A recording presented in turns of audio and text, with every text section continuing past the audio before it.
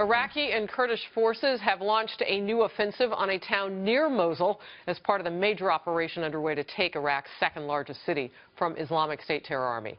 Last week, some 25,000 Iraqi ground forces with the help of U.S.-led coalition aircraft and advisors have been battling the Islamic State savages around the city, encountering roadside bombs, snipers, and truck bomb attacks. So we knew that they were entrenched and that they had booby-trapped things. Now they're finding it all. The operation expected to include weeks, if not months, of intense fighting.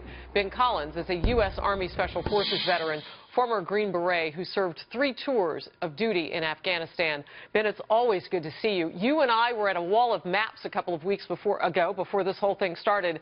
And these were some of the things you warned about. So we're finding what they had encircled the city with. What else are we finding? Well, I mean, look, Harris, what we're also finding, I mean, is deep entrenched tunnels. So, we were trying to figure out, how is it that ISIS was, how they were managing to stay alive through a lot of the airstrikes. And they built some pretty intense tunnels that allows them to kind of move underground through the city and pop up in certain places.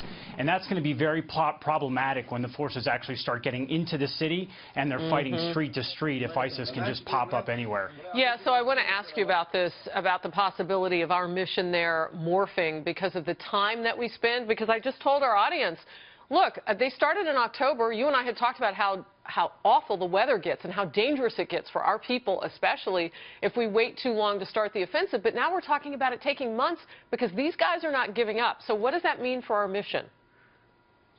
Well, it certainly means it could morph. I mean, we've already seen it morph a little bit when the Pentagon announced that they were using our air controllers, tactical air controllers, to call targets for the aircraft. So they have to see the targets.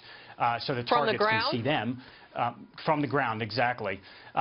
Just this week we lost a Chief Petty Officer, Jason Finnan, a Navy technician, horribly. But look, to your point, if this thing doesn't move fast, the whole coalition here right now is just a tinder box. I mean, it's a powder keg where you have, Kurds and the Sunni and the Shia. And look, the only thing keeping this thing together right now is bubble gum, essentially. And so it's in the Iraqi army's best interest to move as quickly as possible, because the longer it takes to actually get through and clear that city, the longer this coalition could fall apart. And it's in ISIS's best interest to do everything they can to shatter this coalition and to really lean into those ethnic and sectarian issues that divide so many of these forces right now. All right, real quickly before I let you go, I saw you talking with people in social media today about something that caught you off guard, the confirmation from Turkey's leadership that they're now involved militarily. Why was that a surprise? Well, I don't think it was a surprise, at least in the sense that, Turkey, I mean, look, when Turkey was the Ottoman Empire, they owned Mosul, and everybody wants Mosul because of the oil. So, the fact that the Shia are in play, the Kurds are in play, Turkey's staring at, again, Mosul and would love to have it back.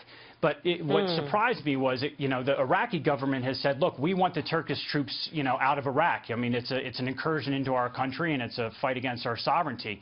The U.S. officials said that they've agreed in principle, and that the Turkish military said that they've agreed in principle. But again, the Iraqi leadership said, no, that's not the case at all. So it's a little surprising to me, and I'll tell you that the longer this thing goes in, the more that the Turks are going to want to get involved. And again, that's going to create a whole other problem, because it's not just about the battle for Mosul, as we discussed earlier, Harris. It's about what's going to happen the day after. And that could very well set in place, essentially the next war. Yeah, so it becomes less about helping us and everybody else fight ISIS and more about, well, who gets Mosul? And if the Turks want it back, what would that look like? Are the Iraqi troops okay with their supplies? Because I'm reading that they're taking water and tents along the way from the refugees. Real quick second on that. Yeah, so there have been reports that the Iraqi army stole tents from refugees, UN tents, and some water buffaloes. And no, I mean, look, the Iraqi army has never been very good with logistics. They're never very good with keeping the soldiers supplied while they're on the move. So does it surprise me that they would do something like this? No, not at all. It doesn't. Sadly, it doesn't. All right. Ben Collins, thank you very much. We appreciate you breaking it down for us.